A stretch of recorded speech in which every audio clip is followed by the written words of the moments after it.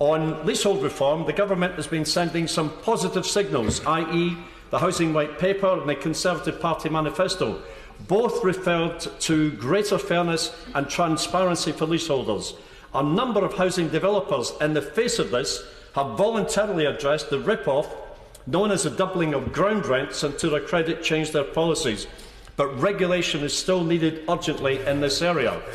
Other areas that need attention are fairer land valuation tribunal systems, rights for leaseholders against exorbitant service charges, events fees, refurbishment costs and the like, protection for pensioners in retirement homes, and protection against unfair forfeiture proceedings for vulnerable leaseholders.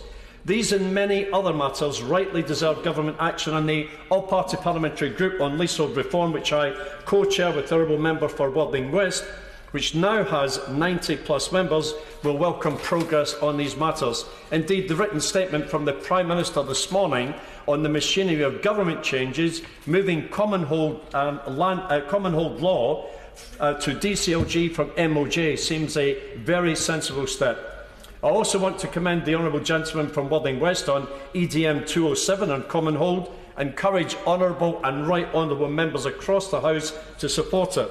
I also want to welcome my honourable friend from Ellesmere Port and Neston as a new Vice-Chair of the All-Party Parliamentary Group. He submitted a number of searching parliamentary questions on this, and his keen interest, as with so many other colleagues, is very welcome on this subject. On housing associations, Madam Deputy Speaker, registered social landlords as well, questions have arisen about the accountability of these organisations. This, as well as transparency of this growing sector, are overdue for examination. Government's drive towards mergers and takeovers of smaller housing associations are taking social landlords further from their tenants and residents. Whilst there are some very good examples of RSLs, especially in my constituency, there are others which are not so good, and I hope to secure a debate in the next session to discuss this with ministers, and perhaps the Backbench Business Committee might be interested in supporting this with a number of other colleagues.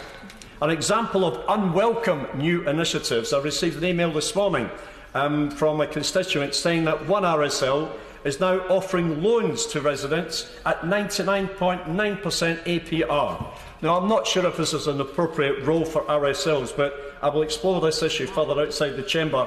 I would have hoped that social landlords were more interested in promoting the credit union movement and helping set up more local credit unions than becoming loan agents.